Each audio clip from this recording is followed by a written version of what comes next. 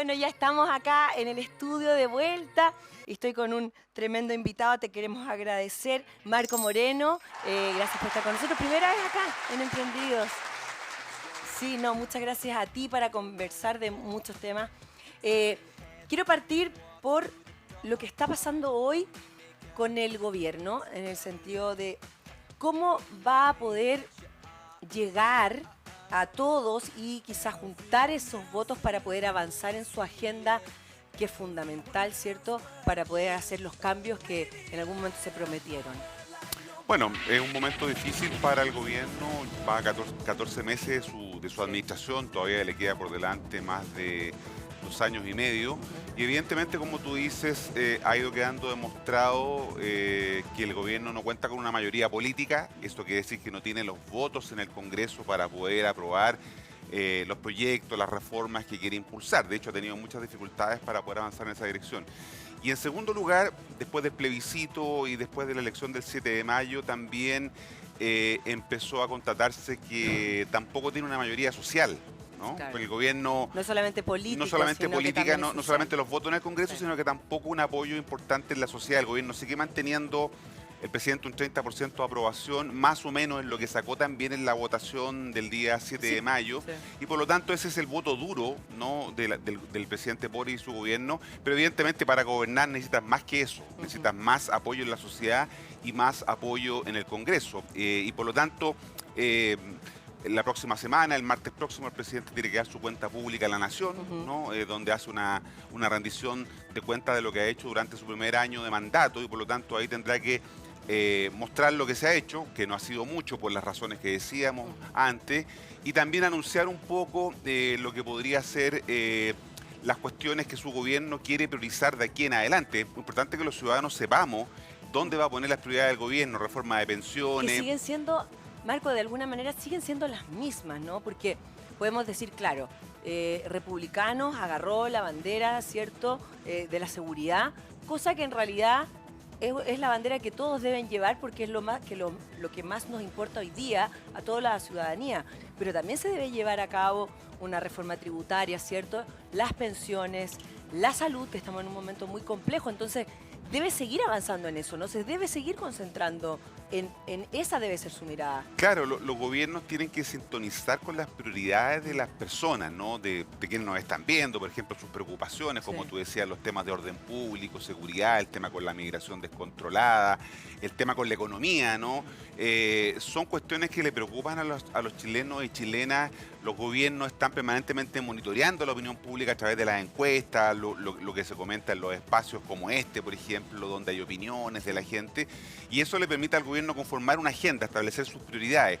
Y evidentemente eso es lo que el gobierno debiera seguir impulsando, porque fue esta agenda, los temas de orden público y seguridad, los que de alguna manera quedaron claros que se impusieron en la elección del 7 de mayo pasado. O sea, esos fueron los temas que estuvieron sobre la mesa. Se dice que el Partido Republicano vio esta ola, ¿no?, de estos problemas, y se comenzó a subir esa ola, y hoy día está arriba de esa ola, y la elección se trató de esa ola, ¿no?, Sí. de esas cuestiones, y por lo tanto estas deben ser prioridades para el gobierno del presidente Boric, y probablemente, como te decía, en la cuenta del próximo martes Sí. vaya a hacer un balance sobre eso, y también proyecte sobre estas mismas cuestiones, porque hoy por hoy, como tú decías, son efectivamente las cosas que le preocupan a las personas, ¿no? Sí. Sus miedos. Y los miedos tienen que ver con eso, con la inseguridad, que me vayan a asaltar, que me vaya a pasar algo a mi familia, el miedo a perder el trabajo, ¿no es cierto? El miedo a enfermarme, que no tengo una cobertura de salud suficiente. Esos son los miedos que de alguna manera están instalados hoy día y que se expresan en la manera en que la gente vota. La gente vota en Sí, función de eso también. de hecho, Marco, mira, si uno podría como analizar desde afuera, quizás mirando como nuestra historia un poco, viendo incluso desde el 2016, antes del estallido, había ya un movimiento como de que no se sentían como representados, no nos sentimos representados, ¿cierto?, los ciudadanos por una imagen como protectora que la necesita. Entonces, en ese como búsqueda, después viene el estallido, en el cual evidentemente hay una marcha porque está la parte linda, que es todos marchando por algo que todos queremos, ¿cierto? Igualdad, situaciones sociales que son demasiado necesarias, ¿cierto? Que hasta hace mucho tiempo que en el país no llegamos a ser un país justo.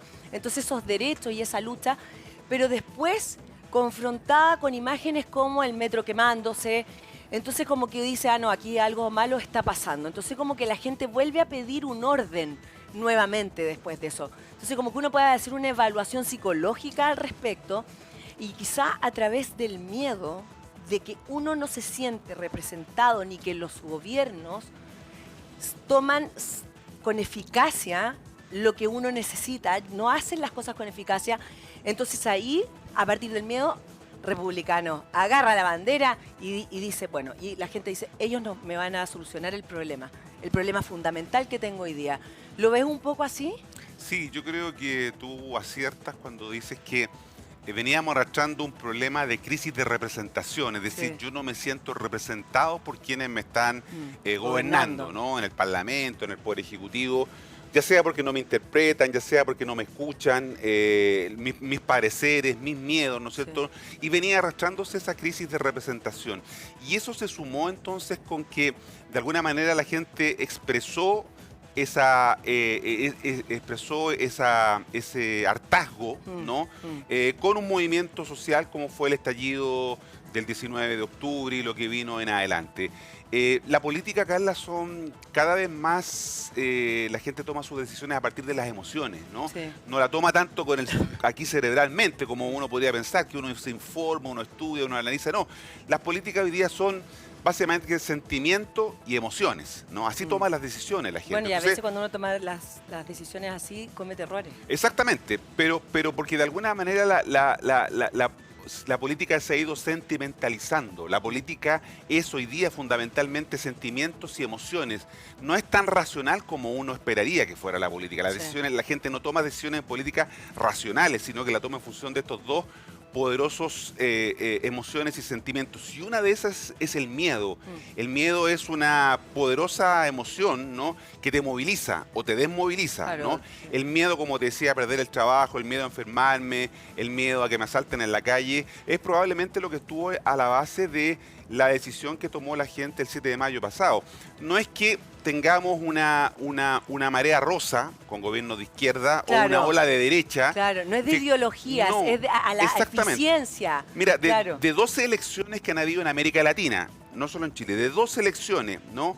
En 10 de esas elecciones ha ganado la oposición, es decir, los contrarios a quienes están Claro. gobernando, independientemente De de que quien sea. sea. Porque la discusión hoy día no es ideológica, no tiene que ver con posiciones de derecha o de Sí, te izquierda, entiendo. sino que tiene que ver, y tú lo decías muy bien, con esta evaluación que hacen las personas respecto de quienes me están gobernando. Yo quiero resultados, para eso elijo un gobierno, para que me Eficiencia, resuelva los claro, problemas. claro. Y la dificultad es que quiero que me lo resuelva ahora, ¿no? Entonces la política también ha perdido el control del tiempo. La política no maneja el tiempo lo ponen los ciudadanos cuando te dicen, mira, este problema quiero que me lo resuelva y si no me lo resuelves, entonces yo te voy a evaluar mal y te voy a castigar. Este gobierno, el gobierno del presidente Gabriel Boric, es el único gobierno desde el retorno a la democracia que durante todos los años de su gobierno va a tener elecciones. Sí. Fíjate, los Sí, 4 años de su exactamente, los gobierno 4 años, sí. van a tener elecciones. Tuvo el plebiscito del año pasado, este año tiene las elecciones del 7 de mayo, tiene el plebiscito de salida, el próximo año, el 24, tiene elecciones de alcalde, concejales, gobernadores, consejeros regionales. Y eso quita un poco la mirada de la agenda, porque en el fondo los políticos hoy día tienen que pensar, tienen su mirada puesta ahí, en el próximo año, en los votos, en cómo. Entonces aleja un poco, obviamente, lo que es ultra necesario hoy también. Exactamente, por Un eso poco, que ¿no? la gente se queja de que los políticos están preocupados de los problemas de la política, no de los problemas de la gente. ¿Cuáles son los problemas de la política? La elección, el cargo que hay que resolver acá, lo que está pasando en el proceso constituyente, esos son los problemas de la política, que son importantes, Sí. pero no son los problemas de la gente. Entonces se produce esta disociación, esta separación, esta falta de sintonía fina, ¿no es cierto?, que hace que de alguna manera no tengamos claridad y la clase política no logre sintonizar adecuadamente con los ciudadanos. Sí. Vamos a presentar a nuestro querido amigo Francisco Rego. ¿Cómo estás, Pancho? Carlita, tanto tiempo Gracias, que no estaba por sí. TV, así que muy Sí. contento por la invitación. ¿Cómo estáis, Marco? Hola, ¿cómo Muy te bien va? en pantalla juntos, así Sí. que, compadre, un saludo tremendo. Muy agradecido por la invitación. Pancho, bueno, Cuéntame, escúchate Carla. más o menos lo que estábamos Sí, ahí me conversando. maquillaba, me ponía un polvito, estaba Sí. escuchando a Marco con el análisis de contingencia. Yo Sí. decía, ya, apúrense porque yo quiero estar Ya a eso, yo conversar sé, luego. yo po, sé, yo ¿ah? sé. Quiero que nos des tu opinión de lo que estábamos conversando también esto un poco como de que la gente no se siente un poco representada quizá, no hay eficacia y tampoco ni con las ideologías, sino que necesita eficacia en los gobiernos Mira, y el parecer no la está viendo. La crisis de la democracia liberal representativa yo la vengo escuchando hace 150 años. Ya, el liberalismo siempre está en crisis, es una cuestión constante y siempre los gobiernos están constantemente en crisis. Lo que estamos viendo en particular con este gobierno es un gobierno que siento yo que está un poquito desconectado de lo que son las demandas inmediatas de la ciudadanía, sin duda. Los acentos están puestos hoy en día en seguridad, en inmigración, en empleabilidad, en falta de crecimiento, en temas que son cotidianos, ¿cierto? Que son del día a día.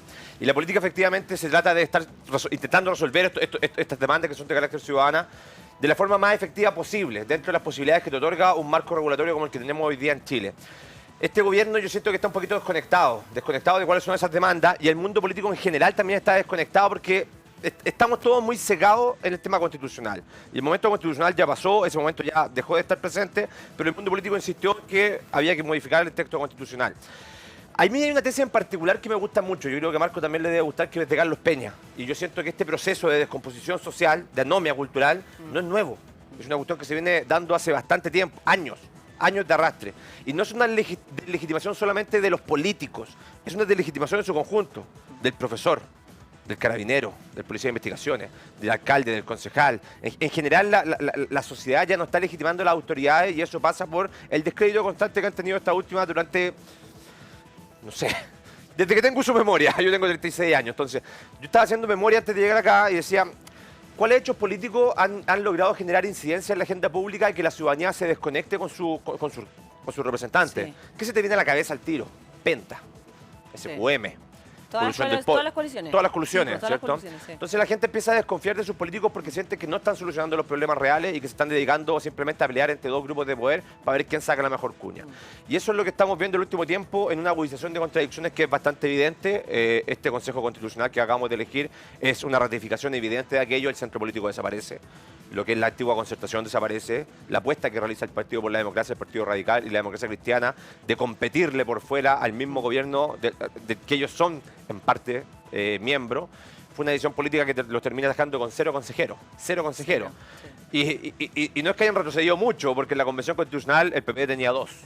Entonces, para ustedes, ¿cómo fue? Porque hicieron la autocrítica, ustedes la hicieron. a nosotros no fue mal. Sí. O sea, yo soy de Por Chile eso. Vamos, soy militante ¿Sí? de Renovación Nacional, soy dirigente de mi partido, nuestras proyecciones, confiamos mucho en Pepe Out, parece. Era está- lógico que con estos resultados los presidentes de partido pusieran como la renuncia. En política siempre cuando hay ¿Por qué malos pasa eso, resultados, no? siempre Sí. que hay malos resultados, tienen que haber responsabilidad. Y esa responsabilidad se tiene que asumir, creo yo, al menos desde las cúpulas partidistas. En un sistema donde queremos fomentar a los partidos políticos como el engranaje básico de la democracia, que yo siempre lo voy a defender, las responsabilidades son evidentes. Y cuando a ti te toca conducir procesos políticos y esos procesos políticos tú estás apostando públicamente a que tus ideas se van a ver representadas en la sociedad y no logras empatizar con esas demandas ciudadanas, lo primero es dar un paso al costado. Lo primero es colocar tu cargo a disposición. Después será la comisión política, el Consejo General, ¿Qué pasó la finalmente con comisión Francisco de Chaguar? Porque le iban a... elecciones inmediatas. Sí. Así de simple.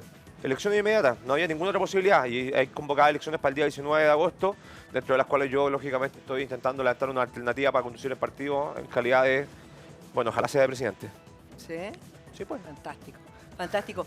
Ahora, el gobierno se ha visto golpeadísimo y eso no es bueno. Finalmente, porque nos están gobernando y si nos están gobernando y les dan una tras otra, tras otra, por supuesto el estado de ellos no es bueno, no es positivo.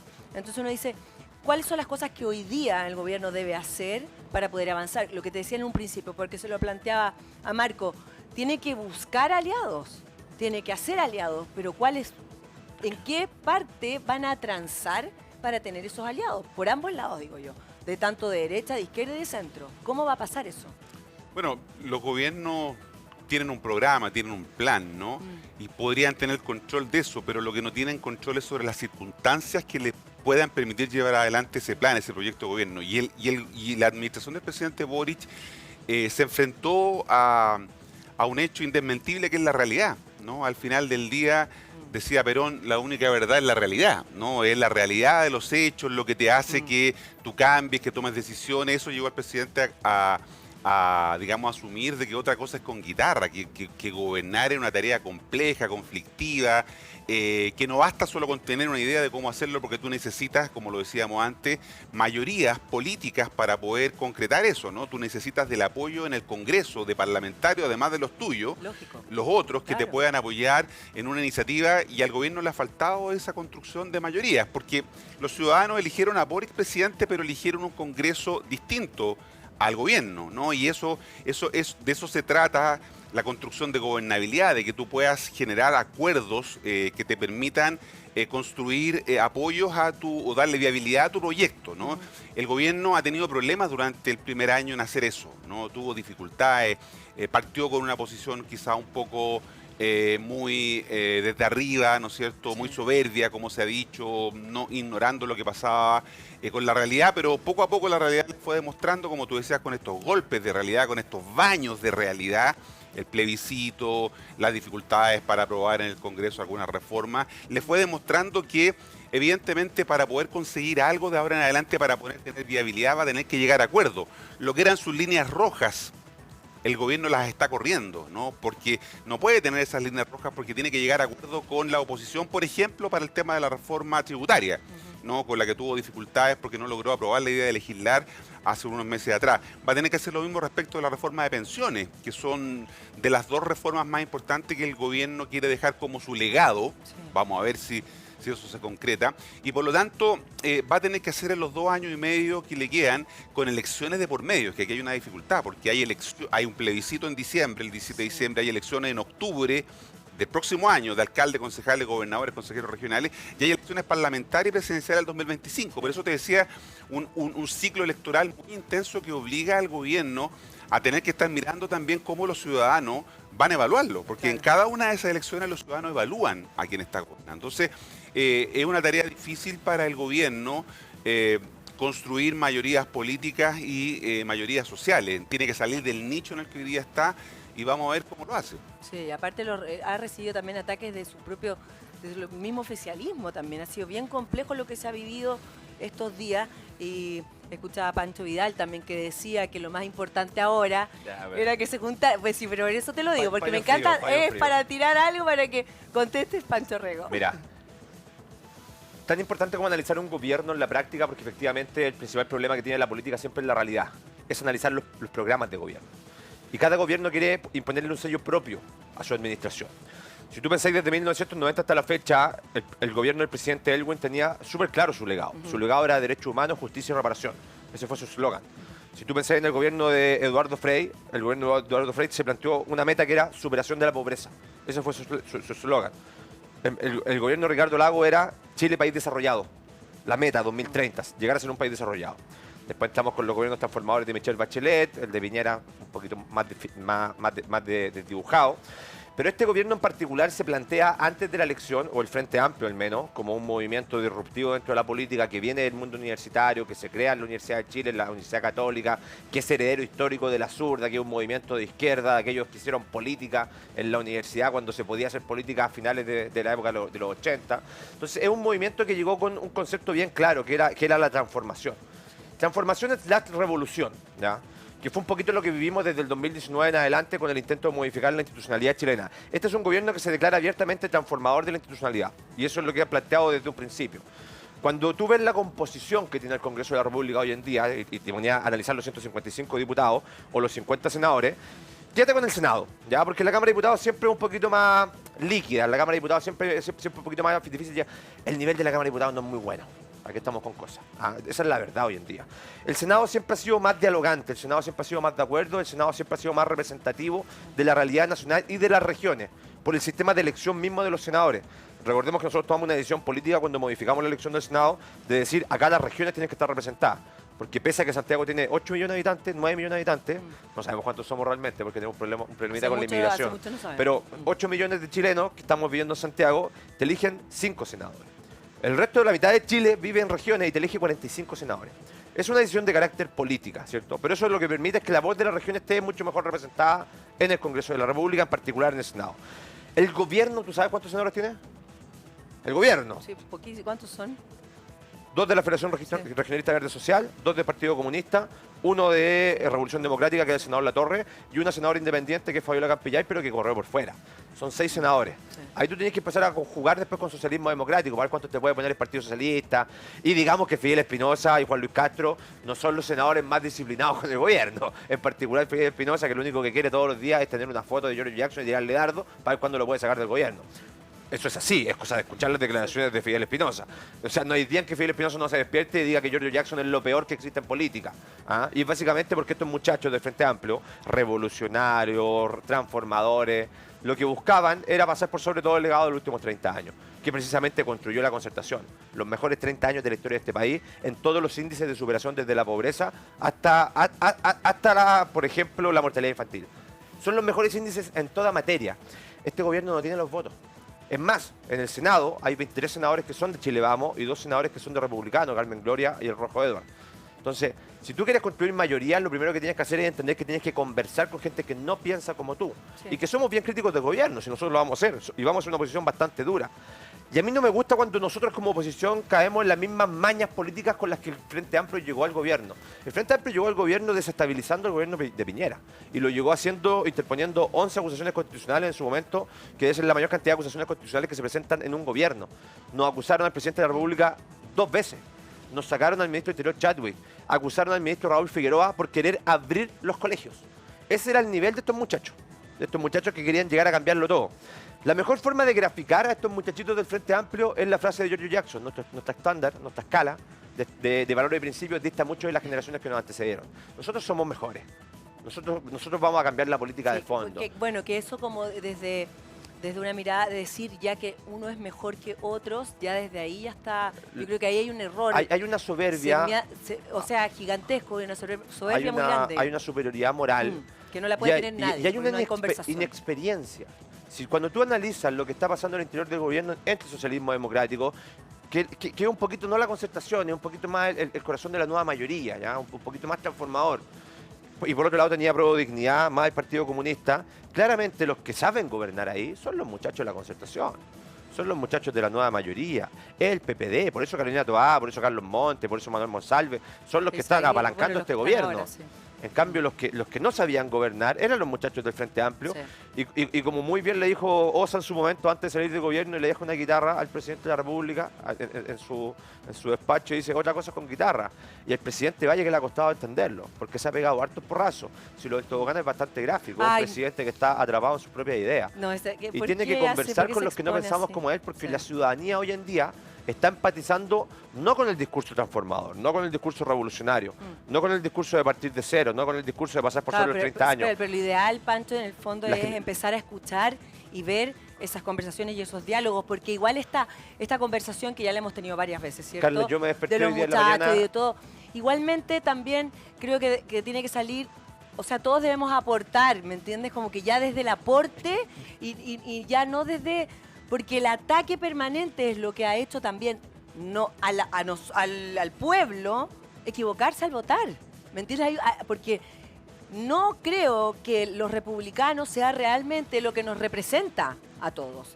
Por ningún motivo. Es incluso peligroso. Son las las que hablan. Entonces, por eso, seguimos conversando. Panchito, tú estabas ahí en medio de la conversación. ¿Estábamos en qué parte ya? Ya se me van las... porque hablamos... A ver, vamos al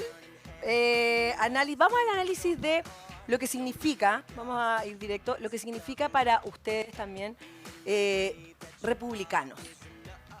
Directamente. ¿Es peligroso? No, no es peligroso. ¿Es preocupante? Tampoco es preocupante. Ya. Y tampoco es ultraderecha.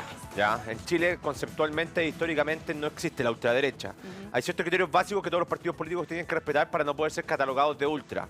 Para mí son 2 fundamentales. El primero de ellos es el respeto irrestricto a las reglas democráticas. Eso es respetar la Constitución, someterse a las reglas del juego, participar dentro de las vías democráticas, ir a elecciones y respetar los resultados de las elecciones. Cuando Gabriel Boric le gana a José Antonio Kast en segunda vuelta, lo primero que hace José Antonio es pescar el teléfono, llamarlo, felicitarlo y decirle, presidente, gobierne por todos los chilenos. Eso es lo primero que hace José Antonio Kast. Tú eso no lo ves habitualmente en Latinoamérica. Eso es muy nuestro. Y no es una norma constitucional, no sé qué artículo 24 de la Constitución. Bolsonaro no volvió más. Claro. O te tomas un avión. Sí. Bueno, Franco Mauricio se tomó el avión antes de dar los resultados, ¿cierto? Entonces, En Chile lo habitual, lo tradicional, lo republicano, lo institucional, el respeto a la Constitución, el respeto a la democracia, es que reconozcamos los vaivenes y validemos la labor que cumple el servicio electoral. Y el servicio electoral en Chile de verdad funciona bastante bien en torno a entregar resultados con una celeridad que tú no lo ves en ningún país. ¿Ya? Eso es lo primero. Y lo segundo es que un partido político nunca puede validar la violencia como un mecanismo válido de acción política. Cuestión que sí se hace en Chile por parte de la extrema izquierda. Eso es declaración de principio. Ningún comunista te va a poder decir de frente, mirándote a los ojos, que ellos no validan la violencia, porque está en su declaración de principio. Porque es parte de su acción política, es parte de su praxis política, es parte de su cosmovisión del materialismo histórico, es parte de cómo ellos entienden el desarrollo de la sociedad. Así de simple. Eso tú no lo encuentras en la derecha. En la derecha no existe eso. Y en la derecha republicana, que hoy en día representa a José Antonio Caz, tú puedes encontrar una derecha que en la forma es muy dura, una derecha que representa ciertos valores, Dios, patria y familia, que son como los típicos conceptos que escuchamos en la agenda pública, pero en ningún caso es una derecha que amenace el elemento democrático, en ningún caso es una derecha que ponga en jaque, como decía la Orellana, los derechos de las mujeres. No te puedo no preguntar, porque, Pancho, ¿para ti eso es una cosa histórica de la derecha o es algo que hoy tú ves? Que la izquierda tiene ese bicho, ¿cierto? Desde la fuerza, la violencia que dices tú, ¿y la derecha no lo tiene? No, nosotros por definición política, cualquier persona que se defina de derecha y entienda Messner, contra Adenauer, o sea, para ir variando, la mayor cantidad de libertad posible y el Estado necesario. Esos son los conceptos que nosotros nos definen y los que siempre hemos impulsado. Nosotros somos profundamente democráticos, nosotros defendemos profundamente los derechos humanos, nosotros somos profundos defensores de la institucionalidad, de la Constitución, de las reglas del juego. Cualquier persona en nuestro sector que se aleje de esos principios simplemente deja de ser conceptualmente de derecha. Conceptualmente de derecha. Nosotros tenemos un principio articulador que unifica las 5 almas que tiene la derecha. Nacionalistas, conservadores, socialcristianos, liberales, anticomunistas. Las 5 almas tradicionales que tiene la derecha. ¿Qué es la subsidiariedad? Que es un principio angular que nos define desde el que es más liberal hasta el que es más conservador, pasando por anticomunistas, por nacionalistas y por incluso los que nos definimos un poquito más socialcristianos, ¿cierto? Influenciados por la doctrina social de la Iglesia.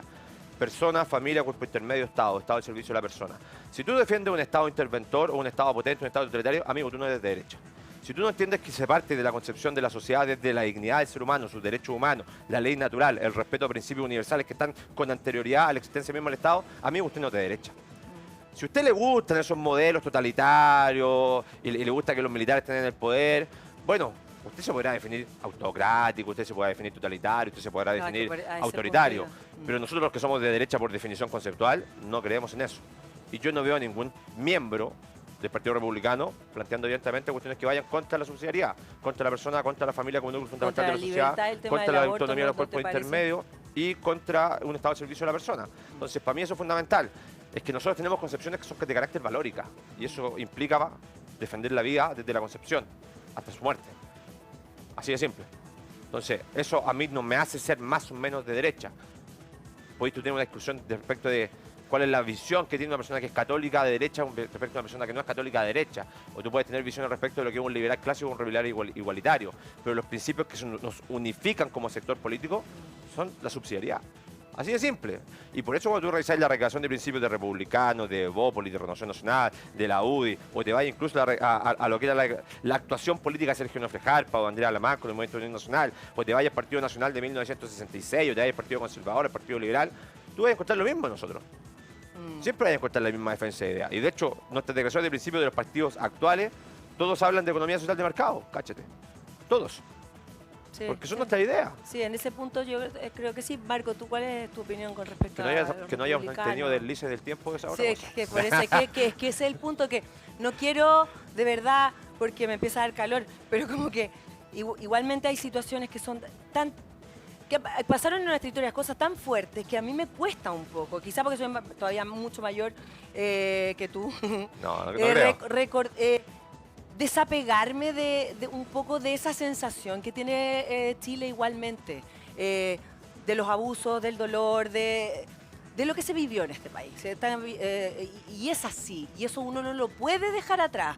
Pese a que uno pueda ser de derecha, yo soy de un pensamiento claramente de derecha, pero no correspondo a esa historia. Esa historia para mí lo más espantoso que puede haber pasado a un ser humano, o sea, no existe. Entonces, siento que desde ese punto también, a veces quizá, no lo digo por mí, sino que la gente, la sociedad, ¿tú crees que realmente, te lo pregunto a ti, Marco, se ve así esa posición de derecha que solamente habla de la parte de la economía, de la libertad, de los derechos humanos, que sí, también es verdad?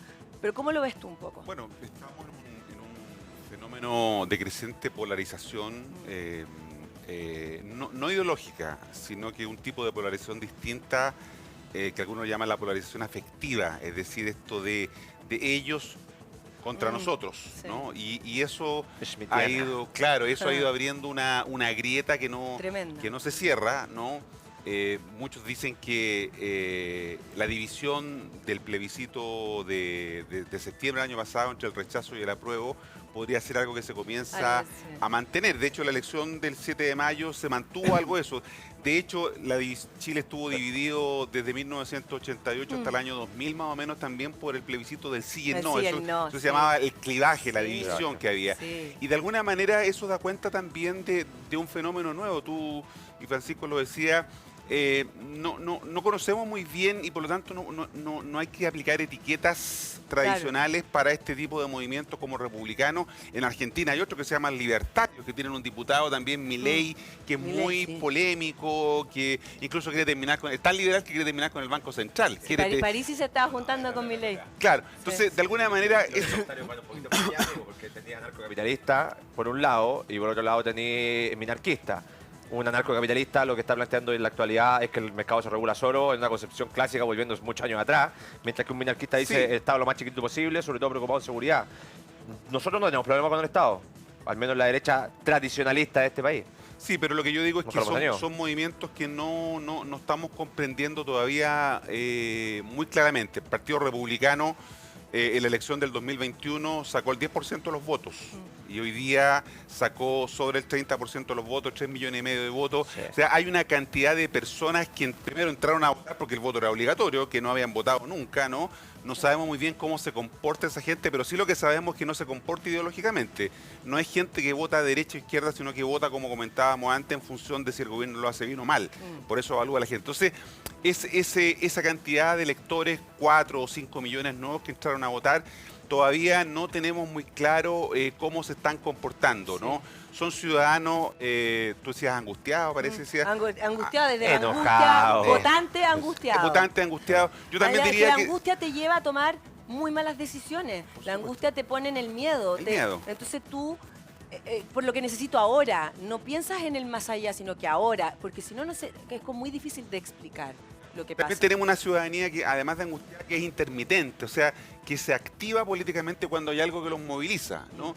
Tú llevaste adelante una iniciativa sobre el tema de los fondos de pensiones, de la AFP, con mi plata, ¿no? Entonces, eso activa a mucha gente. Por eso digo que de repente los ciudadanos se activan cuando hay algo que los motiva, el animalismo, el veganismo, qué sé yo, distintas causas que son las que de alguna manera movilizan. Tiene que ver con la historia de los grandes de todo el mundo, que la gente se siente representada por una persona y esa persona agarra esa bandera y va y lucha por esa bandera. En particular, la política del siglo XXI efectivamente es bastante identitaria. Es identitaria y de demandas localizadas. Entonces, tenemos temas de feminismo en particular, ecologismo en particular. Entonces, la sociedad civil se va articulando en torno a demandas que son de carácter particulares. Yo sí comparto cuando estaba escuchándolo, mientras me maquillaba, me echando un polvito en la cara, que efectivamente el gobierno tiene un 30% de aprobación duro, que es el mismo 30% que lo hizo ganar, ¿cierto? Sí, del principio. Y es porque yo creo mucho en la teoría de los 3 tercios, la reivindico bastante cuando uno analiza la historia de Chile. Hay un tercio que históricamente ha sido más cercano a la izquierda, hay un tercio que se construye en favor de la derecha, porque la derecha es siempre un poquito menos que un tercio, ¿ya? Recordemos que nosotros en 1970 éramos un 20%, y el 35% restante era la democracia cristiana. Y por eso tú la elección de marzo de 1973 tenías un 55% de los votos, que es una derrota tremenda para Salvador Allende, pero que se articula no desde la derecha, se articula desde el CODE, ¿cierto? La Confederación Democrática. Y ese tercio del medio, que tú decís, es el chileno angustiado. Es el chileno común y corriente, es el vecino común y corriente. Carla, yo me acosté ayer escuchando balazos al lado de mi apartamento. ¿Vieron la noticia en la mañana, cierto? 2 asesinados en Santiago Centro, a una cuadra de mi apartamento. Sí. Yo saco a mi hija a pasear. 17 años yo saco a mi hija a pasear a esa plaza, en la esquina, a las 11 de la noche porque me siento seguro en mi barrio. Vivo hace 20 años ahí. O sea, yo ya no vivo ahí, pero mi hija vive ahí. Pero era mi barrio, siempre ha sido mi barrio. Ese chileno angustiado es el que tiene miedo de que le hagan un portonazo, es el que tiene miedo de enfermarse y que el plan de salud no le cubra. Que no te le pega, de que ese chileno que está pensando que si se queda sin pega no tiene cómo llegar a fin de mes. Es el chileno que dice, si mi patología no es auge o GES, no tengo cómo financiarla. Es el chileno que está diciendo, yo antes llegaba a fin de mes y hoy día tengo un 20% menos de poder adquisitivo y cuando voy a la feria ya no estoy comprando 3 o 4 pepinos por lucas, sino que estoy comprando y los uno. Huevos ayer a 8.000. A 300 pesos cada huevo. Entonces, ese chileno no te va a votar por ideología. Creo yo, y puedo estar muy equivocado. Total. Te va a votar, ese chileno puede votar por Michelle Bachelet, y después votó por Piñera, y después volvió a votar por Michelle Bachelet, y después votó por Piñera, y después cuando tuvo que elegir entre José Antonio Kast y Gabriel Boric, votó por Gabriel Boric, y probablemente fue a votar por los candidatos de republicanos en esta pasada. Porque ese chileno lo que quiere es soluciones inmediatas. Y la política, la verdad es que soluciones inmediatas no te va a dar nunca. Porque la política, si es buena política pública, siempre tiene que ser proyectada en el tiempo. Tú puedes ir parchando con el paso del tiempo. Tú puedes aumentar la PGU. Tremenda noticia. Pasar de 67 lucas de pensión básica solidaria a 210 lucas de pensión garantizada universal al 90%. Oye, es un cambio sustancial, ¿cierto? Pero tenés que sostenerlo en el tiempo. Y para eso requerís crecimiento, requerís inversión, requerís recaudación fiscal, tenés que hacerte cargo de la recaudación tributaria, tenés que ver qué pasa con el impuesto a la renta, el impuesto global complementario, el impuesto de primera. La política es mucho más complicada que la cuña de lo que hacemos nosotros en comunicaciones, que es analizar la actuación del presidente. Entonces, ese chileno hoy día quiere demandas concretas. Y cuando tú recorrías el país, y a mí me pasó porque a mí me toca recorrer el país completo, apoyando candidatos, recorriendo, conversando con militantes, el problema desde Arica a Punta Arenas es seguridad, pero es transversal en cada una de las regiones del país. Pero brutal. O sea, tú donde te paras, y, no sé, yo estuve en Iquique, subí a Alto Hospicio. En Alto Hospicio tenía un problema gigantesco con las tomas. 1/3 de la población de Alto Hospicio vive en tomas. Lugares donde el Estado no entra, donde hay narcocultura, donde me contaban los concejales que se habían encontrado al interior de las tomas casas de torturas con amarras, con restos humanos. Brutal, brutal.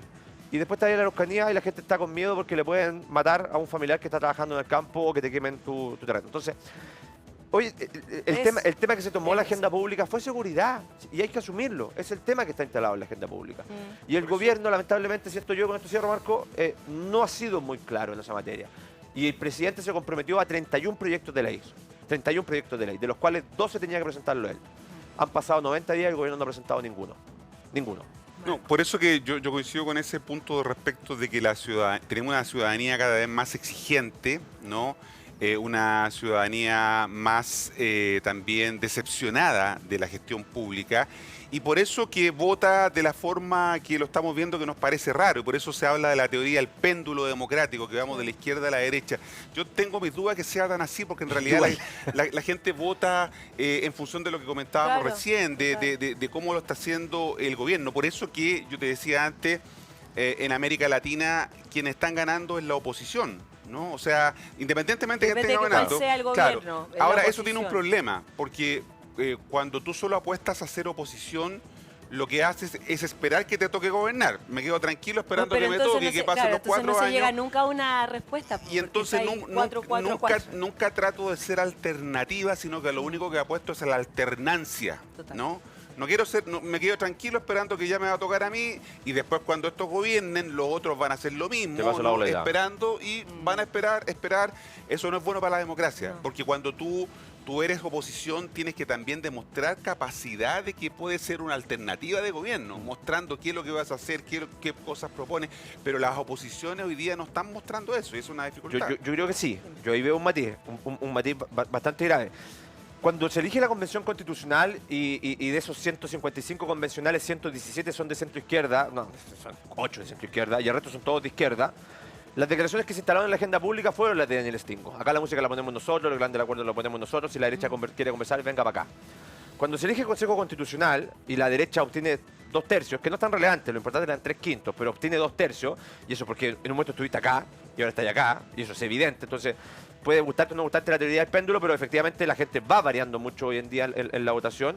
Las primeras declaraciones de los dirigentes de republicanos, Arturo Esquera, José Antonio Kast, la Ruth Hurtado, Martina Raus, que fue el encargado de la campaña, fue: nosotros no queremos una constitución que represente a la mayoría de republicanos, queremos una constitución que represente a la mayoría de los chilenos. Y no solamente han sido declaraciones, han colocado los actos donde están sus palabras. Carlos Frontaura, que es el articulador de republicanos al interior del Consejo Constitucional, paradójicamente, y pese a todos los reparos que hay desde la agenda política y desde los medios de comunicación de que republicanos iba a extremar posiciones, ha sido el hombre de los consensos, ha sido el hombre de los acuerdos. Fue el hombre que impulsó el artículo 1 que se votó ayer y se acaba de aprobar del Estado Social y Democrático de Derecho. Entonces, yo ahí veo un matiz bien grande, distinto a la... Porque ¿qué se está jugando José Antonio Kast en esta pasada, en este Consejo Constitucional? Los 6 puntos que le faltan para ser presidente de la República. Y si logra demostrar que puede construir acuerdos al interior del Consejo Constitucional, que puede sacar una mejor constitución de la que tenemos en la actualidad, que es una constitución donde él no se sienta tan cómodo, pero que los amigos de centro izquierda tampoco se sientan tan cómodos, que sea efectivamente, y aunque suene un cliché, como decía Pato Zapata, la casa de todo, bueno, José Antonio Kast tiene la carrera bastante adelantada. Yo ahí sí veo un matiz respecto a lo que fue la actuación del Frente Amplio. Sí, la tiene hoy día la tiene adelantada, pero 2 años y medio en política es una eternidad. Mucho, es una maratón. Es una eternidad. Y muchos dicen ¿qué pasaría si un candidato o candidata de la centroizquierda, ¿no? Cual sea, no pasa a la segunda vuelta del 2025? Tendríamos un escenario parecido al que hubo en Francia el año 2002, donde se enfrentó un candidato de extrema derecha, ¿no? Como era Le Pen, con un candidato de centro derecha, como era Jacques Chirac. Toda la izquierda votó por Chirac y Chirac sacó el 80% de los votos en la segunda vuelta. Ese es un escenario que no hay que descartar que podríamos tener en Chile, ¿no? En donde sea una disputa dentro del mundo de la derecha y ahí José Antonio Kast, y a mí eso me da pena, tiene que hacer un esfuerzo también en algún momento como por comenzar a moderar su discurso, porque el error es que con voto obligatorio tú no le puedes hablar a tu nicho, no le puedes hablar solo a los tuyos, tienes que hablarle a todos, porque todos van a ir a votar. No solamente cuando eran voto voluntario iban a votar los tuyos y tú los llevabas a votar, ahora hay que hacer, como van a votar todos, 12 millones de personas votaron en la elección del domingo 7 y 12 millones, un poquito más, el 4 de septiembre. Entonces, tienes que hacer un discurso que apunte hacia eso, porque es cierto, los partidos de centro se están muriendo o se murieron. Esperemos, y eso es lo que me da pena. Pero no el electorado de centro. ¿No? O sea, podemos asistir a la muerte, al funeral de estos partidos políticos. Pero hay un problema con la oferta. La gente quiere, a ver, muéstrame una oferta distinta a la que tiene hoy día y a lo mejor esa oferta podría convencerme. No sé, porque la apuesta precisamente del Partido por la Democracia, de Pepe Toro y de Natalia Bergentili, fue hablarle a ese electorado tradicional. De hecho, intentar revivir la figura de Ricardo Lagos Escobar como un hombre, como un socialista que logró generar consenso en Chile y aplicar la economía social de mercado como no lo ha aplicado ningún gobierno de derecha. O sea, eso es Ricardo Lagos Escobar. Le hablaron a ese nicho, le hablaron a ese público. Le fue mal. De hecho, le fue tan mal que en su momento se desesperaron. Si Natalia Bergentili en su candidatura se desespera y empieza a sacar videos que realmente rayaron en lo ridículo. Cuando hace la comparación entre Jaime Guzmán y el pelado Abade, nos faltó respeto a todos los que somos de derecha, aunque no seamos criminalistas. Yo no soy criminalista. No creo en la despolitización de los cuerpos intermedios porque yo no soy desagradable de derecha. Pero me faltaste respeto igual. Si Jaime Guzmán es uno de los fundadores de Renovación Nacional. Entonces, pero pidió disculpas. Eso es muy valorable en un político. Le vuelve a pasar este fin de semana, que habla de los monos, que habla del excompañero, del 38%. Y yo empatizo con ella porque a mí me pasa lo mismo. Mira, a ver, espérate, Pancho, todos, a mí también se me arranca la moto. Todos empatizaron con ella al final. Dijeron, en realidad, el fondo igual es la verdad. Lo que pasa es que la forma es la que está mala y como el momento es muy complejo, uno también, si pertenece a algo, tienes que apoyar ese algo. Y eso tiene que ver también con ser gente, con apoyar, y no tampoco descarriarte, porque tú perteneces a... ¿Es que pertenece? Es que se le pregunta a fondo. Bueno, ahí vamos a seguir hablando de esto, pero yo les quiero... Habíamos quedado, bueno, candentes, pero vamos a... sí, estaba hablando de la Natalia de las declaraciones de este fin de semana. Y yo te dije que había que apoyar. Y tú, Pancho, dijiste, bueno, pero en realidad todos piensan más o menos lo mismo. Hay que preguntarle a ellos si quieren ser parte de la misma coalición política. Digo, yo cuando escucho hablar a Fidel Espinosa, él no está muy contento al interior del gobierno. Cuando escucho hablar a Juan Luis Castro, tampoco está muy contento al interior. Cuando escucho hablar a Pepe Toro, también siempre manteniendo la distancia con los muchachos del Frente Amplio. Y las peleas que se dan entre ellos mismos, o sea... Acá hay un proyecto. Esto es bien raro porque este gobierno es un gobierno de tipo parlamentario, se construye con posterioridad a la elección. Los acuerdos vienen con posterioridad a la elección y se van construyendo los equipos de trabajo con posterioridad a ya haber sido electos. Entonces, hacer convivir a dos mundos, que un mundo es el del socialismo democrático, de la renovación socialista clásica del Partido Socialista de Carlos Altamirano en el exilio en los 80 en Alemania, hasta un modelo marxista, como lo es abiertamente el Partido Comunista, con intermedios del Frente Amplio, donde hay personas como el presidente de la República que se declaran a sí mismos socialistas libertarios. Tú decís, chuta, ¿cómo conviven? ¿Qué tiene que ver un humanista cristiano con un marxista-leninista? ¿Cómo lo hacís convivir al interior del gobierno? Y lo peor de todo es cuando tú veis quién se lleva los costos políticos. Porque la ministra Janet Jara te va a ir a la cumbia cuando se aprueban las 40 horas. Pero la que se lleva los combos por seguridad es la ministra Carolina Toá. Y ahí que se está llevando los combos, socialismo democrático, el PPD. ¿Quién se lleva la felicitación a las 40 horas? El Partido Comunista y el Frente Amplio. Entonces, ¿tú crees que no están así adentro? Si uno habla con los muchachos y la verdad, muy contentos no están. Obviamente. ¿Cuál es, Marco, el camino que se debe tomar hoy el gobierno para poder continuar? Aparte de, evidentemente, hacer sus alianzas y todo, tiene que seguir su foco. Por ejemplo, se habló ya de que una nueva propuesta de reforma tributaria, ¿no?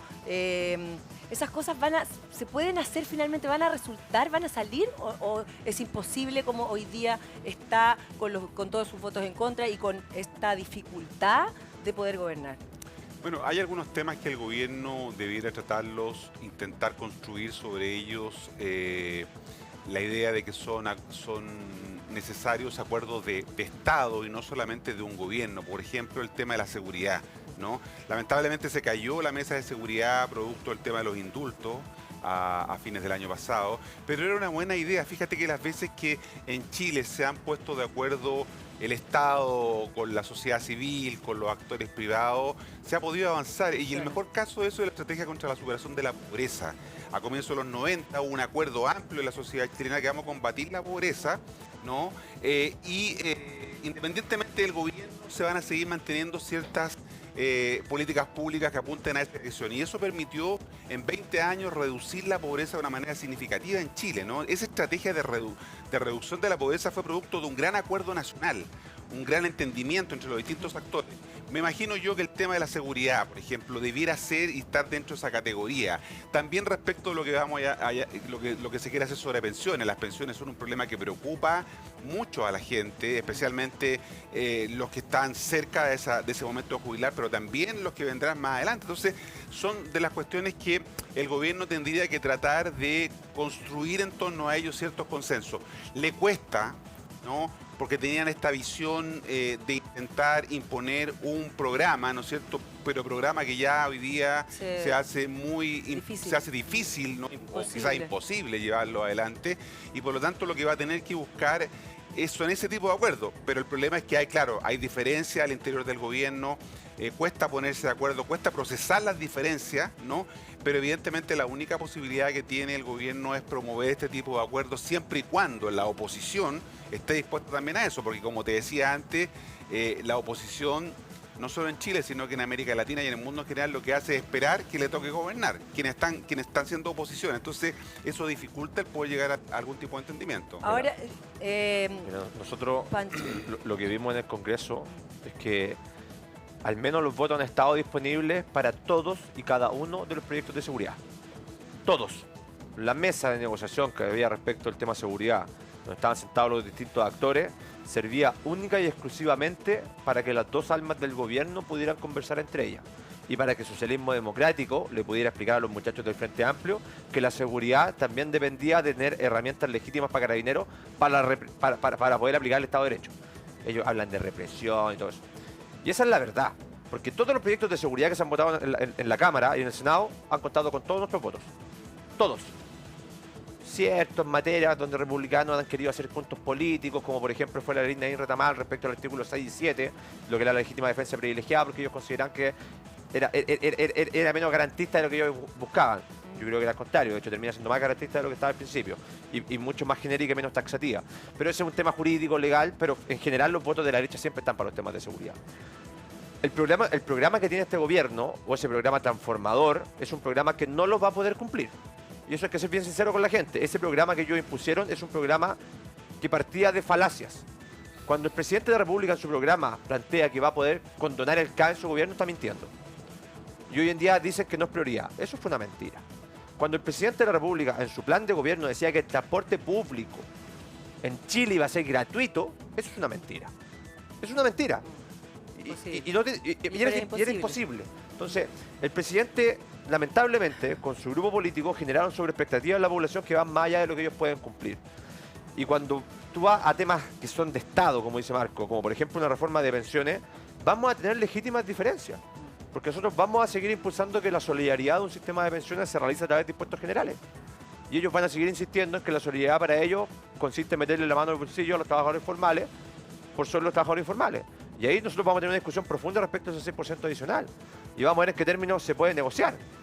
Pero nosotros vamos a estar defendiendo nuestra idea porque son definiciones de principio. Pero hay disposición, evidentemente, a conversar, porque si no, lo único que se ve, seguimos con estas discusiones eternas entre los políticos, cosas que para uno, que lo ve de su casa y todo, y aparece la noticia, YouTube, qué sé yo, es una permanente como conflicto entre ellos que no lleva a nada a la ciudadanía. La ciudadanía sigue esperando lo mismo. ¿Y cuáles son los avances? Por ejemplo, ¿ustedes han visto algún avance en materia, por ejemplo, de seguridad real? Aparte de la calle sin violencia y eso, ¿se han visto avances? Porque no sé quién me dijo hace 2 días, ¿qué cosas si no han hecho nada? O sea, Carlos, yo vivo en la comuna con mayor cantidad de asesinatos de Chile. Esa es mi realidad. ¿Hay avances de este gobierno? A mí se me viene a la cabeza Copago Cero. No sé qué más se me puede venir a la cabeza.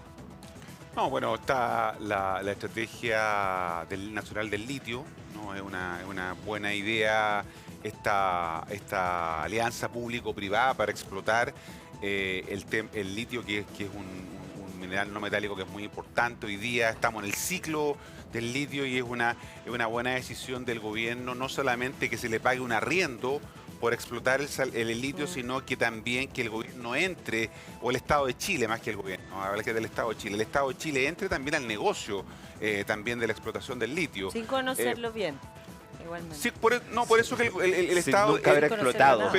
Pero es que nunca el Estado de Chile lo ha explotado, no, Claro. no solamente este gobierno, sino que es un que la misma ministra de Minería dice que no tiene idea, no tiene ni idea del pudiendo litio, hacerlo, porque realmente. igual sí podía haberlo explotado.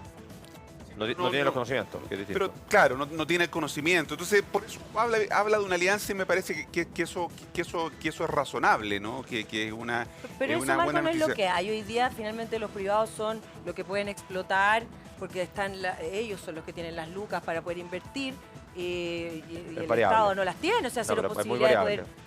Es muy variable, dependiendo de cuál sea el hidrocarburo que tú vas a explotar. Puedes partir con contratos de concesiones, como lo permite la Constitución, o si no tenés que tener los contratos de arrendamiento, efectivamente, como lo es con el litio.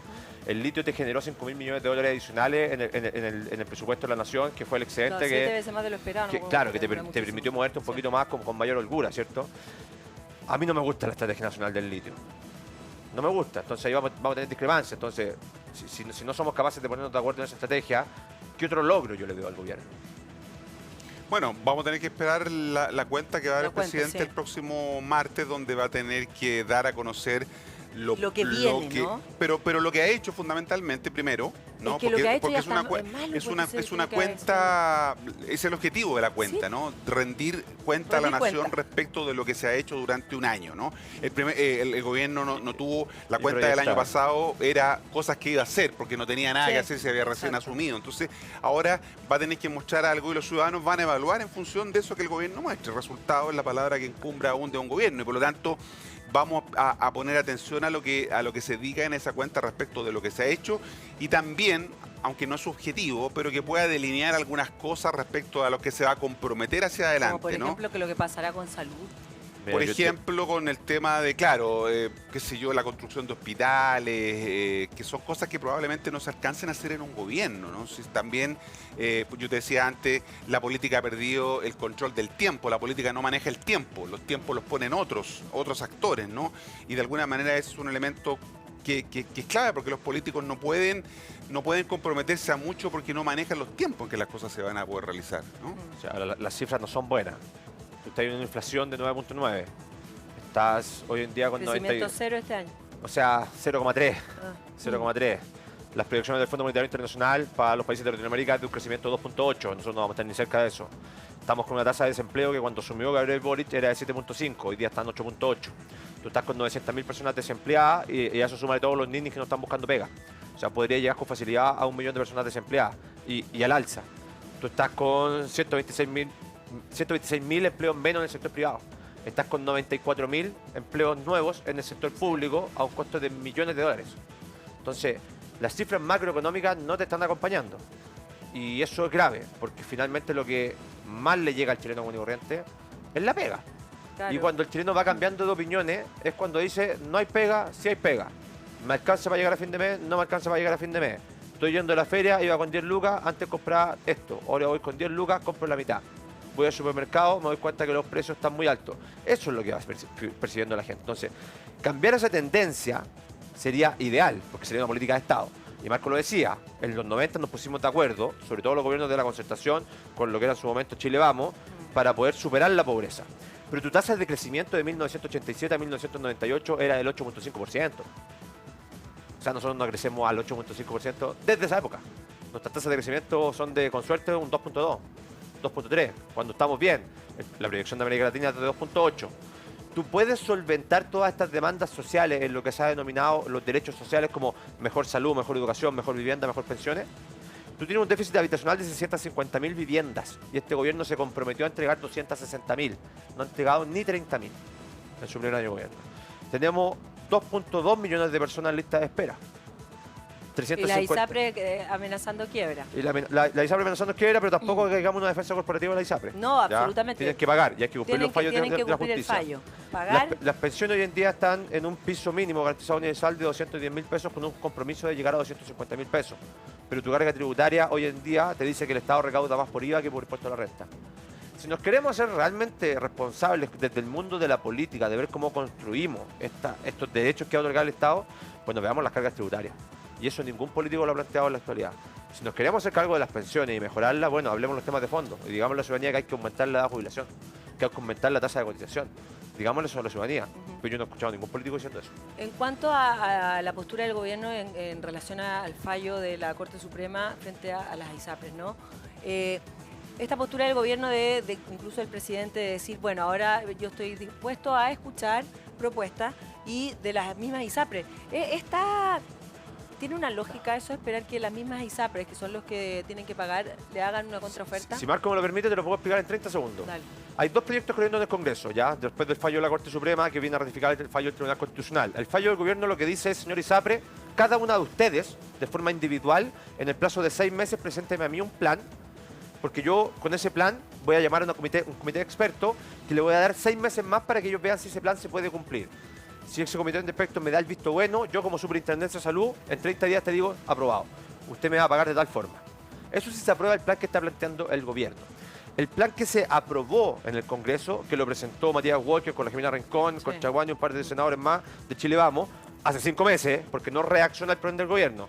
Recordemos que el plazo de 6 meses que fijó la Corte Suprema vencía 20 días después de que el gobierno presentara su proyecto. Y le habían dado 6 meses. O sea, el gobierno se demoró 5 meses y días en presentar una solución.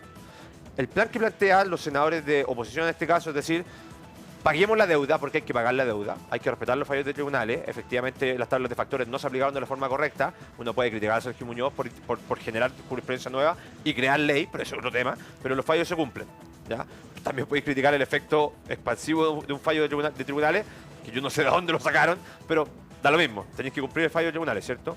Lo que dicen estos senadores, las ISAPRES tienen que pagar, pero preocupémonos de la solvencia. Entonces, que las ISAPRES paguen o con prestaciones, o con excedente, o busquemos un mecanismo. Pero salvemos a las ISAPRES para que no caigan en insolvencia. ¿Qué pasa si las ISAPRES caen, si se mueren, si quiebran? Si quiebran no se mueren, si quiebran no desaparecen, quiebran no. Quiebran, ¿cierto? Pueden llegar otros actores, ¿cierto? Obvio. Sin duda. El problema es que ellos están apalancados con los prestadores. Y los prestadores que hoy en día son clínicas privadas le deben cerca de 500 millones de dólares. ¿Que no son mismos dueños No, a veces? de hecho está prohibida la integración vertical. O sea, eso está prohibido. Pero en la práctica, lo que hacemos los que somos usuarios de FONASA, yo soy usuario de FONASA, mi familia es usuario de FONASA, es tener mi bono libre de elección. Y yo me atiendo en clínicas que son privadas, pero que son consultores públicos. La clínica Dávila. Entonces, si una clínica quiebra, no es que solamente jodan, en buen chileno, los 3.3 millones de afiliados ISAPRE. También jodemos esos 8 millones de afiliados FONASA que hoy en día tenemos el bono libre de elección. Entonces es grave, por eso el sistema hay que verlo en su conjunto. Yo creo que el gobierno llega tarde y no llega con un buen proyecto. Lo que pasa es que no queda muy claro por qué tiene que haber una ley, primero. Si uno se lee el fallo de la Corte Suprema no establece que tenga que esto hacerse vía ley. Pero le dice hágase cargo. Sí, hágase cargo, pero ¿Y usted la superintendencia podría, y por eso que la superintendencia le dice, señores de ISAPRE, propónganme ustedes un plan respecto de cómo se van a hacer cargo de esta deuda. Pero la superintendencia como que no acató, ¿no? O sea, la superintendencia desde el año 2010 en adelante que vienen mirando hacia el techo porque la ISAPRE dice, bueno, nosotros cobramos lo que la tabla de factores. Y mi colega abogado nos decía, claro, porque estamos metiendo recursos de protección por el tema de los planes. En un negocio. Entonces la Corte Suprema dijo, vamos a terminar con esta cosa de ese negocio, vamos a fallar respecto de cuestiones específicas, ¿no? Que el fallo es para cada una de las ISAPRE y el fallo distinto para, o sea, para cada una de la gente que reclamó a la ISAPRE hay un fallo para cada una de esas ISAPRE, no es que haya un solo fallo para todas, sí, pero ¿no? Entonces, no, pero lo que pasa es que a veces se confunde la discusión de fondo. Aquí lo que tenemos que garantizar, y una encuesta mostraba que el 80%, la cadena, claro, que decía que quiero que las ISAPRE se sigan manteniendo, pero que haya un mecanismo por el cual me restituyan la deuda, que evidentemente la gente, el otro error es que la gente tiene que empezar a desentenderse de la idea de que te van a dar plata. Que le van a dar plata, porque no es es engaño, plata, ¿no? Claro, engaño, es vía excedente, vía otros mecanismos que además la ley no dice, o sea, el fallo de la Corte Suprema no dice que te tienen que devolver plata. ¿No? Hay otros mecanismos como el tema de los excedentes. Entonces, bueno, eso es lo que va a tener que resolver ahora. Efectivamente, hay dos proyectos de ley, ¿no? Vamos a ver cómo siguen su curso, porque no está garantizado que el proyecto de los senadores... Se aprueba el de los senadores de oposición, que en este caso son Matías Walker más los senadores nuestros. Eso perfectamente puede irse a Tribunal Constitucional y tiene todas las de ser rechazado por el Tribunal Constitucional. Lo que pasa con ese proyecto, que es vía reforma a la Constitución, es decir, usar el mismo mecanismo que se usó para los retiros de fondos de pensiones, que es reformar la Constitución para poder habilitar eso, ese mismo mecanismo que está siguiendo esta propuesta de estos parlamentarios, que no está aprobada todavía. Y tiene un elemento no está aprobada en la sala, digamos. Entonces, y tiene un elemento que es bastante dudoso, porque los planes de la ISAPRE se componen del plan básico, la cuota básica, más la cuota GES, más tus cargas, ¿cierto? Más la tabla de factores. así es. Y están aplicando al plan base un efecto retroactivo. Eso habría que verlo.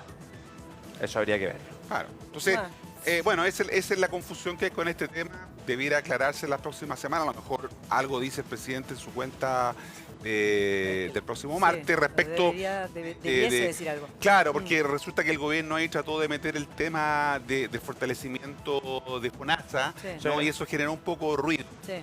El proyecto de ley de la llamada ley corta debiera ser sobre este problema, no meter el tema de FONASA, son cosas distintas. Temas absolutamente distintos. Les quiero contar algo a ustedes mientras seguíamos conversando. Les quiero decir que cuando pienso en carne, cuando pienso en un asado, en algo rico, pienso inmediatamente en Alocarne. Porque sí, porque voy a Alocarne a comprar las mejores carnes. No solamente porque tienen carnes premium, sino también porque tienen cuchillos, parrillas, ahumadores, tablas, aderezos y sales. Alocarne tiene las mejores carnes premium del sector norte.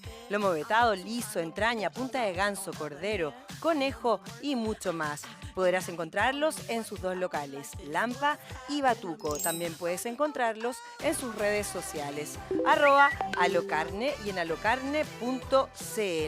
Alocarne, productos y cortes de calidad.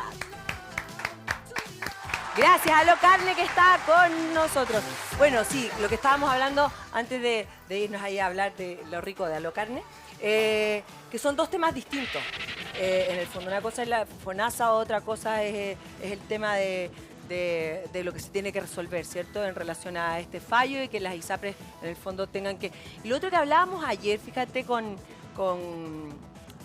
Hernán Calderón, no, antes de ayer, o fue ayer, antes de ayer, con Hernán Calderón de Conadecus, presidente de Conadecus, tenía que ver un poco con que él decía que igualmente como que los holdings, o sea, que lo que tú dices que no, Pancho, el tema de que sí, a veces Está una prohibido por ley, pero clínica en es la práctica dueño. efectivamente los planes están vinculados. Claro, claro, finalmente igual están vinculados. Entonces, como que ahí uno dice la idea, bueno, ¿tendrán realmente o no la tendrán la plata? O sea, y hay personas que van a recibir 300 pesos si la recibieran, porque no, cosa que no va a pasar realmente. No, la plata no la tienen. No la tienen. No la tienen. Claro, la plata no la porque tienen. ellos han retirado utilidades todos Retiraron, los años. Entonces claro, no sin hay... prever Si tú te nada. fijas en la deuda, salió el otro día un gráfico donde está la deuda que tendrían y el patrimonio, Sí. ¿no? Sí. La Sí. deuda, evidentemente, es, no sé, 10 Son veces mayor que el patrimonio que pueda tener se un ISAPRE. calculan Entonces, 1.400 millones de dólares, que es más de las utilidades que ellas podrían haber recibido en 37 años de existencia. Entonces la plata no está. No.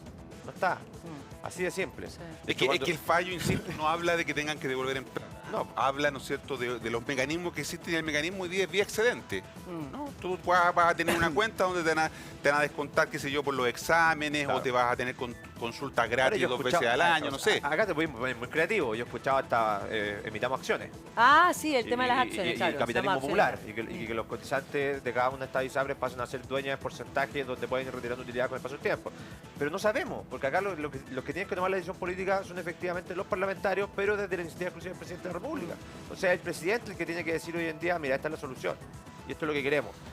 Pero ahí se mezcla nuevamente política pública con ideología. Porque si nos vamos nuevamente al sí. plan de gobierno del presidente Gabriel Boric para Era ser tener electo, una sola, sí, porque era un fuera- seguro único de sí, salud, sí. un seguro único de salud administrado del Estado, por el Estado, con prestadores públicos y privados, con la posibilidad de libre elección, pero finalmente un seguro único.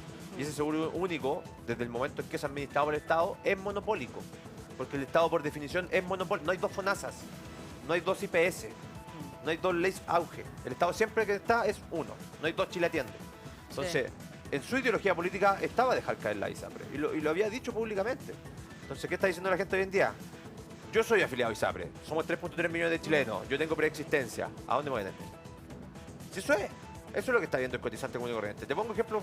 O sea, ¿cuántos no? Porque de hecho FONASA no cubre, evidentemente, a muchísima gente y por eso la gente obviamente también toma la ISAPRE, porque FONASA no te cubre. ¿Qué pasa con los No, enfermos? con el 7% No, que la a ver. gente pone en FONASA no le cubre Eso. toda la prestación. O sea, Toda la hay, prestación, hay una exacto. parte que tiene que poner sustantiva el Sí. Estado, ¿no? Porque no cubre con el 7%. No, sin duda. Pero, a ver, yo quiero hacer una defensa de la salud pública en Chile, de salud estatal. La salud estatal en Chile es buena. Nuestros médicos son buenos médicos. Y nuestros servicios asistenciales, tanto servicios primarios administrados por las municipalidades, como servicios secundarios y hospitales base, la puesta central de verdad está de lujo. Yo he ido a atenderme a la puesta central. Sí, distintas que dicen que sí que está funcionando El bien. problema que tiene es que está colapsadísimo. Y es lo que pasa siempre con el servicio público. Tú tienes 2 millones de personas en lista de espera. Entonces el problema que tenemos es que tienes 600 días de demora para la atención de un especialista. 350.000 cirugías en espera. 20.000 o 30.000 personas que fallecieron estando esperando en lista de espera. Entonces, tu problema es la demora. La demora, ¿cierto? Pero al menos cuando tú estás en FONASA y tú vas a la puesta central o cualquiera de estos hospitales que son hospitales estatales, tu costo es cero. Pero y todos estos problemas de fondo Tu costo que es son, cero para los que sí, somos sí, FONASA. sí, pero todos estos temas tan profundos y de fondo que son lo que realmente a la gente les importa, ¿van a tener una solución hoy día como están? ¿Se ve un camino a poder solucionar estos problemas que de verdad son los fundamentales para todos nosotros? Yo lo veo difícil porque el propio ministro de Hacienda, Mario Marcel, dijo que sin reforma tributaria era muy difícil, por ejemplo, responder al tema del CAE, ¿no? Y fue el ministro de Hacienda en su momento quien dijo que los deudores del CAE, que era una promesa de este gobierno, evidentemente no iban a tener solución si no había una reforma tributaria. Y no hay reforma tributaria hasta ahora, ¿no? Por lo tanto, se va a requerir de esos recursos adicionales, no están esos recursos, y estos problemas son problemas estructurales, ¿no? No son problemas del gobierno, sino que es un problema también mayor del Estado, que no ha podido desarrollar un sistema de salud con mejores condiciones de lo que hoy día tenemos. Yo voy en la misma línea. El presupuesto de la República de Chile es de 82.000 millones de dólares. ¿Ya? Tú siempre que hablas de derechos sociales, educación, salud, vivienda, pensiones, son los derechos que se diferencian de los de primera generación, de que son derechos que le cuestan plata a los cotizantes. Porque nada es gratis en la vida, ¿cierto? Y quienes financiamos el Estado finalmente somos nosotros, todos nosotros, a través de nuestros impuestos. Tú tienes dos mecanismos para que el Estado pueda recaudar más. O seguir metiéndole mano al bolsillo a los cotizantes, mediante reformas tributarias, mediante aumento de impuestos, o te preocupas de la inversión y el crecimiento. Si nosotros superamos la pobreza entre 90 y 2000 o la bajamos de un 50% a un 8.8%, es porque crecimos un 8.8%. Y en la medida que tú creces como Estado, el Estado recauda más porque el PIB es más grande, porque los trabajadores reciben más sueldo. Súper simple. Si tú no puedes crecer a esas cifras y lo que estás haciendo es aumentar la reforma tributaria y aumentar los impuestos, le siguen metiendo la mano a los cotizantes que son los formales. ¿Cuál es el problema de fondo con eso? Que tu tasa de informalidad en Chile es de un 27.5%. Va a seguir creciendo. 2.6 millones de trabajadores que en la actualidad no te están pagando impuestos a la renta. Y que el impuesto que te están pagando es IVA, y es porque cuando compras tienen que pagarlo. Entonces, tú tienes problemas de evasión, de elusión, de eficiencia del Estado, sin duda. Pero acá nada es gratis. Y tienes que ser bastante serio con eso. Entonces, el problema que tenemos en salud se soluciona con más plata, sí, pero también con gestión. Y ahí es donde hay que ponerle el ahínco, creo yo, gestión. Bueno, vamos a ver qué pasa en esta cuenta pública del presidente Gabriel Boric. Pancho Rego, muchas gracias por estar con nosotros. Muchas gracias. Marco Moreno, gracias también. Qué bueno, te queremos volver acá a tener en nuestro programa. Tú eres parte de la casa. No, soy parte de la casa. Sí, lo eres. Esta segunda vez que vengo, pero muy segunda contento de la vez, invitación, sí. Carlita. Marco, un gustazo Igualmente. haber compartido contigo. Efectivamente, lo importante es que podamos hacer política desde el diálogo contraposición de ideas. Así que yo feliz de estar acá las veces que me invité y realmente un gusto estar compartiendo con ustedes y con los muchachos en la casa. Sí, hoy aquí me dicen que estás en la casa del lado, pero nosotros también te ofrecemos esta casa. Así que bien, ¿viste? Amoroso.